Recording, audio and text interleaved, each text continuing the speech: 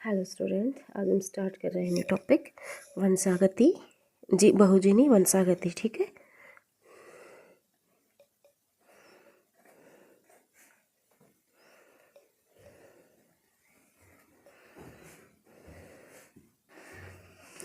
ठीक है, बहुजिनी वंशागति क्या होता है?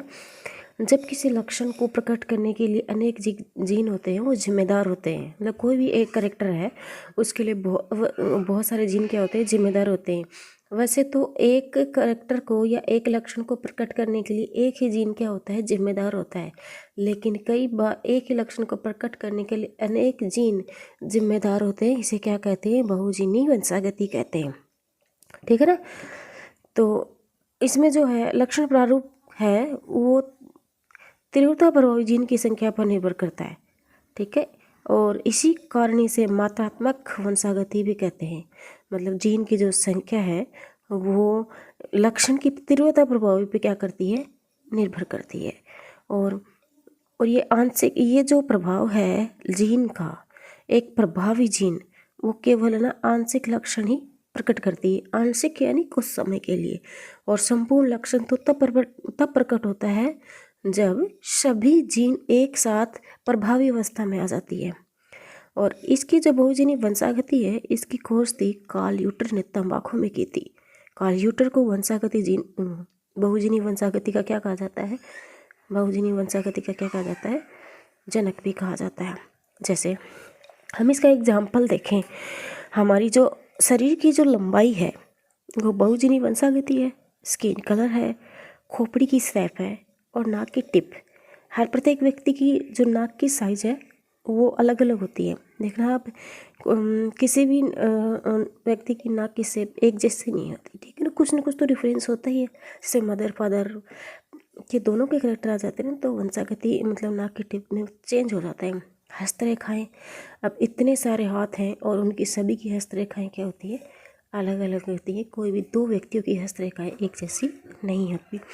और जो मिल्क प्रोडक्ट है जो जानवरों से हमें मिलता है, और जो जानवरों से हमें मिलता है, जानवरों में दूध का जो निर्माण है वो इसी जीन के कारण होता है। और गेहूं में दाने की आकृति और आईक्यू यानी अपनी बुद्धिमती, तो ये उसके क्या है, एग्जाम्पल है। तो लिखते हैं अपन, जब किसी लक्षण को प्रकट करने के लिए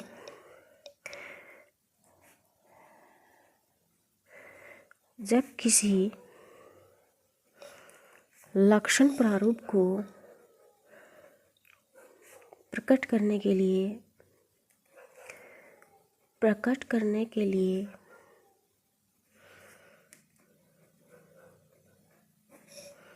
अनेक जीन जिम्मेदार होते हैं।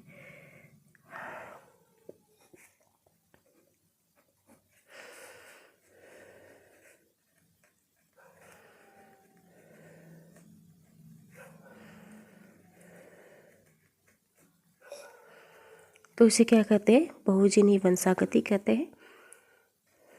ठीक है ना। इसमें लक्षण प्रारूप की तीव्रता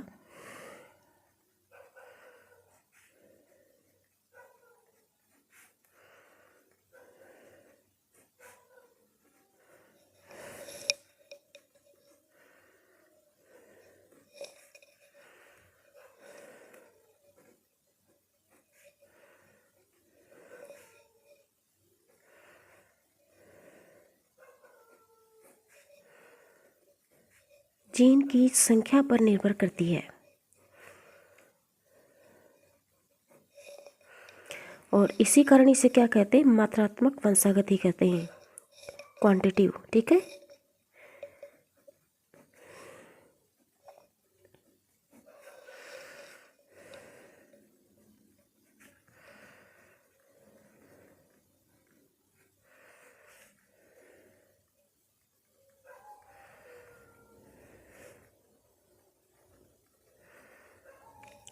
ठीक है, आगे क्या देखते हैं। इसमें क्या है, यहाँ पर एक प्रभावी जीन, यहाँ पर एक प्रभावी जीन, प्रभावी मतलब समझ के ना, जो F1PD में क्या होता है, प्रकट होता है। लक्षण प्रारूप का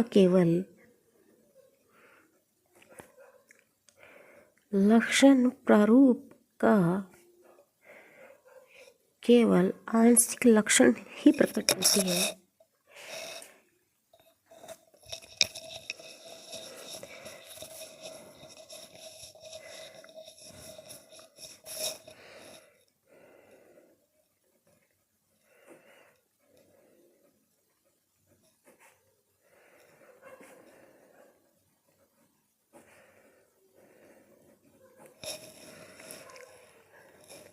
ठीक है, संपूर्ण लक्षण तो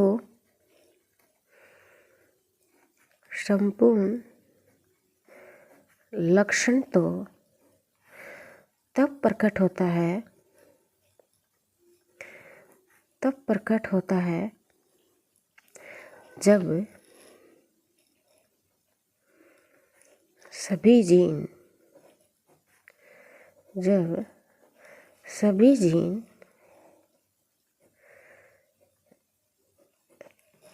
एक साथ प्रभावी अवस्था में आ जाती है।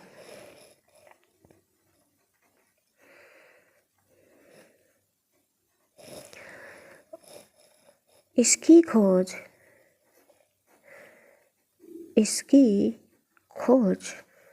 कार्ल यूटर ने तंबाकू में की थी। कार्ल यूटर ने टोबैको यानी तंबाकू में की थी।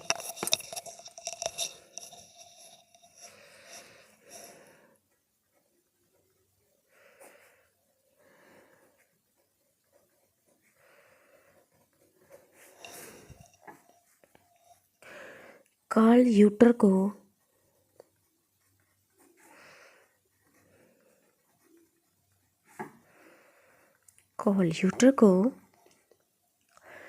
बहुजीनी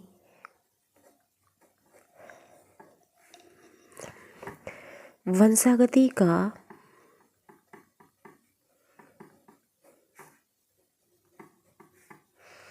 जनक भी कहा जाता है।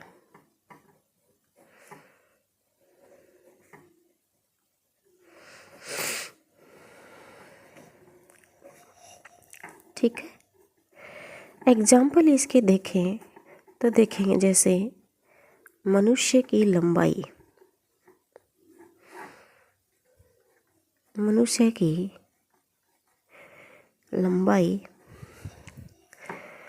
स्किन कलर, खोपड़ी की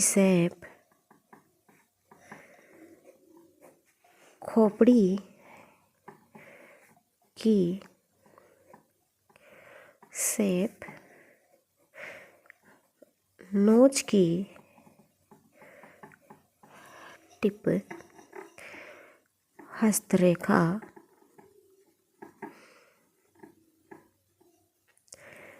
और जानवरों में दूध निर्माण की जीन,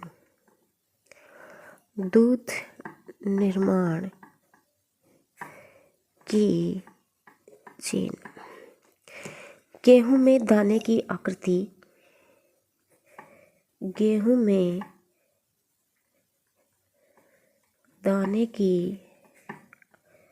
आकृति और IQ।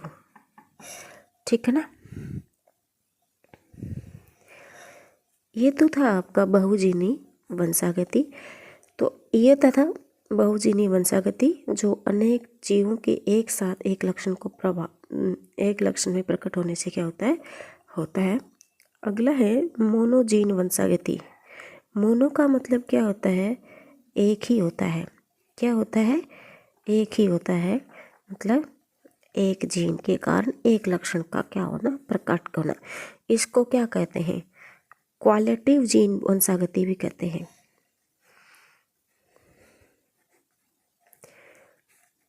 क्वालिटेटिव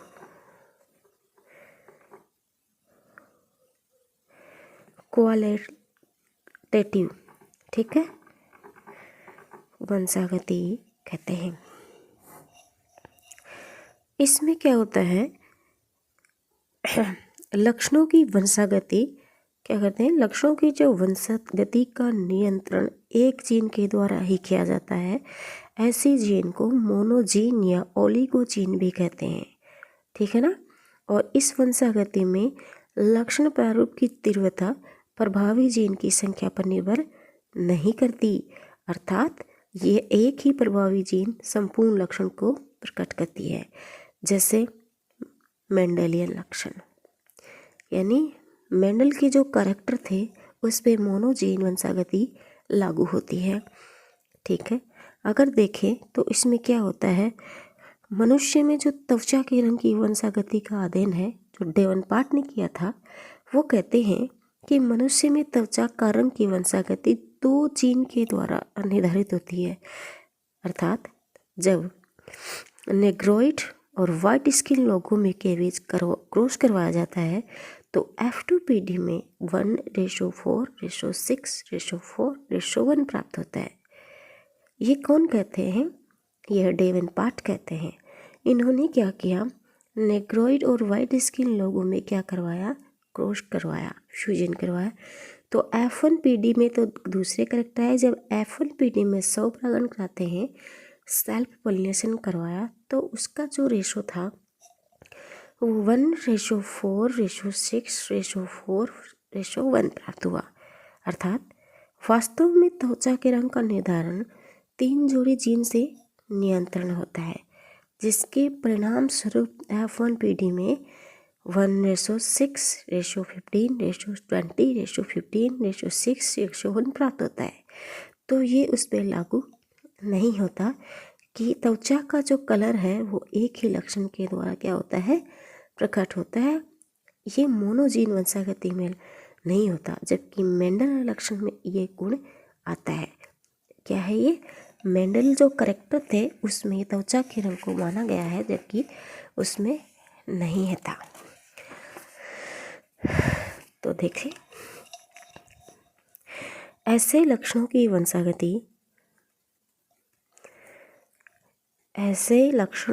वंशागति,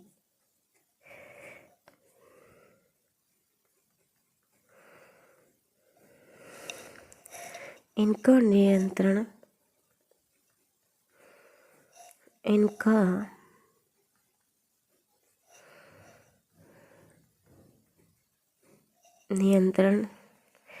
एक ही जीन द्वारा किया जाता है।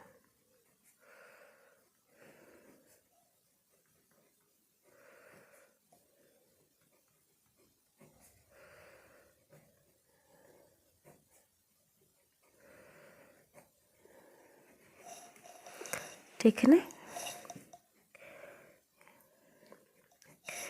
ऐसी जीन को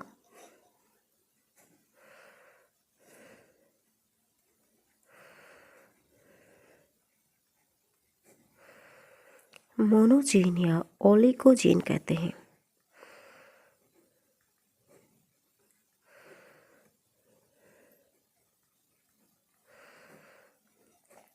ठीक है, इस वंशागति में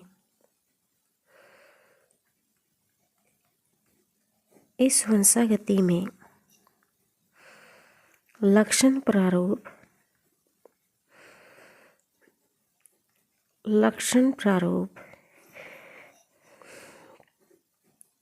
की तीव्रता प्रभावी जीन की संख्या पर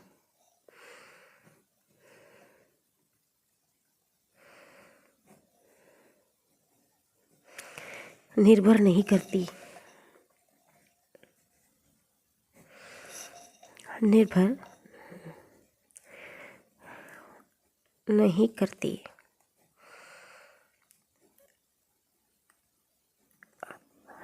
अर्थात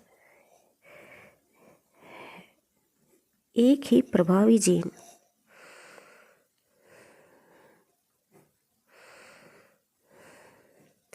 संपूर्ण लक्षण को प्रकट कर देती है।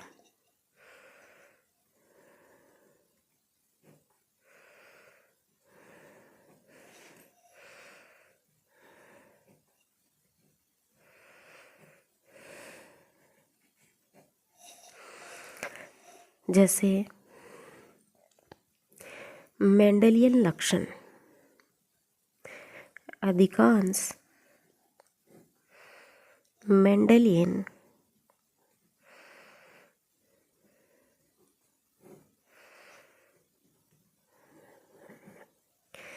लक्षण। ठीक है, तो ये हो गया बहुजीनी वंशागति और मोनोजीन वंशागति। क्या हो गया? बहुजीनी वंशागति और मोनोजीनी वंशागति, मोनोजीन वंशागति। ठीक है,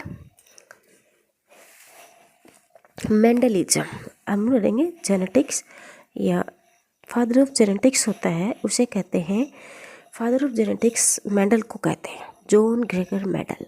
ठीक है, तो मेंडलिज्म है या मेंडेलियन है, एक तो होता है पोस्ट मेंडेलियन और एक होता है मेंडेलियन। ठीक है, जो मेंडलिज्म है वो monohybrid, dihybrid, test cross, back cross, out cross, अच्छा, और रेसिप्रोकल। ठीक है, बैक क्रॉस किसे कहते हैं? टेस्ट क्रॉस और आउट क्रॉस को मिलाकर ही क्या करते हैं? बैक क्रॉस कहते हैं। ये तो था मेंडलिज्म। क्या था? मेंडलिज्म। अब होता है कि पोस्ट मेंडलिज्म क्या होता है? पोस्ट मेंडलिज्म क्या होता है? देखो, पोस्ट जो मेंडलिज्म है वो 4 प्रकार का होता है। कितने प्रकार का होता है? 4 प्रकार का होता है। पहला है कैरियोजेनिक हेरिडिटी, दूसरा है साइटोजेनिक हेरिडिटी, तीसरा है लिंकेज और चौथा है इंट्रैक्शन। इंट्रैक्शन का मतलब है अन्योन्य क्रियाएं, और अन्योन्य क्रियाएं कैसे कहती है? दो जीवों के मध्य परस्पर होने वाली, परस्पर एक शब्द है जो इसके अंदर एकदम से लगेगा, ठीक है ना। दो जीवों के मध्य परस्पर होने वाली क्रियाओं को क्या कहते हैं? अन्योन्य क्रियाएं कहते हैं। ठीक है, परस्पर का मतलब क्या होता है? एक दूसरे को, दोनों को सपोर्ट कर रही है, मतलब एक की बिना दूसरा पॉसिबल नहीं है। ठीक है, ओके।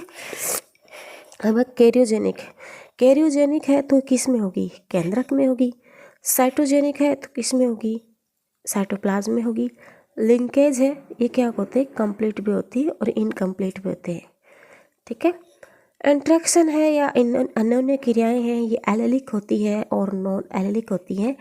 मतलब प्रभाविता, प्रभाविता का जो नियम है वो इस पे आएगा ना, प्रबलता, सॉरी प्रभाविता नहीं, प्रबलता। ठीक है, तो एक तो होती है सह प्रभाविता और एक होती है अपूर्ण प्रभाविता। ये क्या होती है? एलेलिक होती है। और नॉन एलेलिक में आएगी प्रबलता, कॉम्प्लीमेंट्री, सप्लीमेंट्री, इनहिबिटरी और ठीक है, तो हम अब इसमें लिखना क्या करते हैं? स्टार्ट करते हैं। चलो,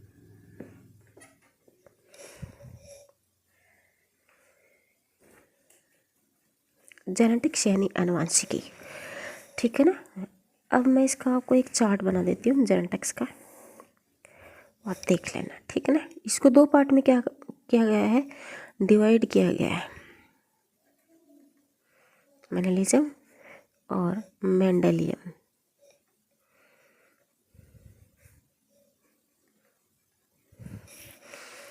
एक है पोस्ट मेंडलिज्म।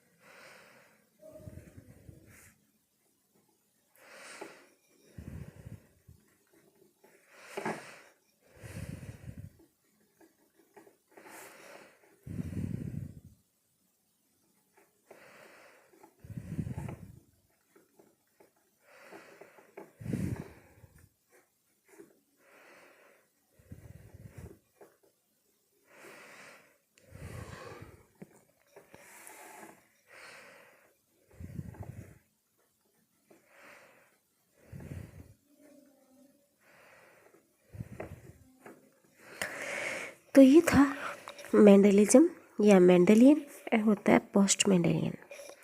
ये क्या होता है, 4 प्रकार का होता है।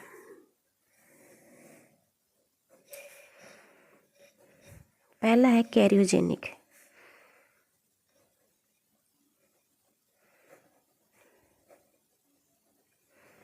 हेरिडिटी।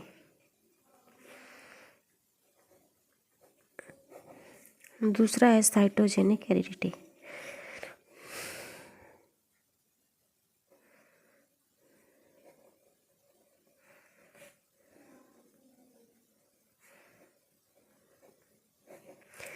तीसरा है लिंकेज।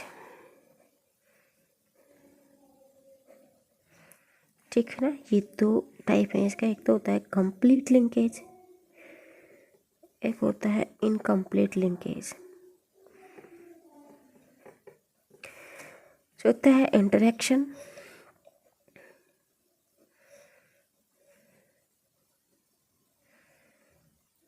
मतलब अन्योन्य क्रियाएं।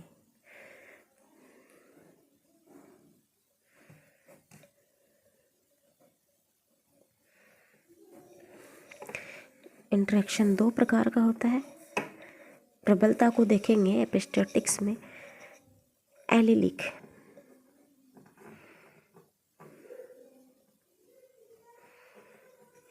और नॉन एलिलिक।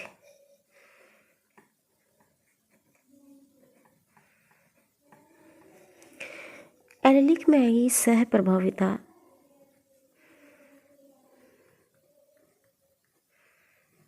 और अपूर्ण प्रभाविता।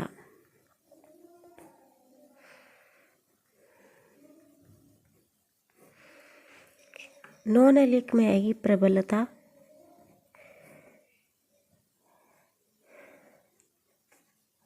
कॉम्प्लीमेंट्री,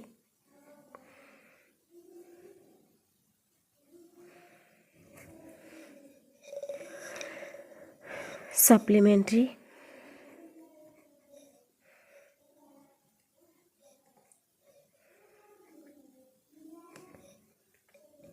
इनहिबिटरी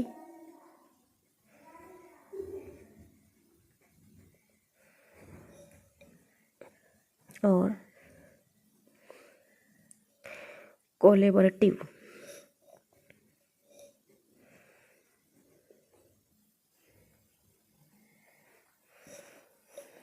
और एडिटिव।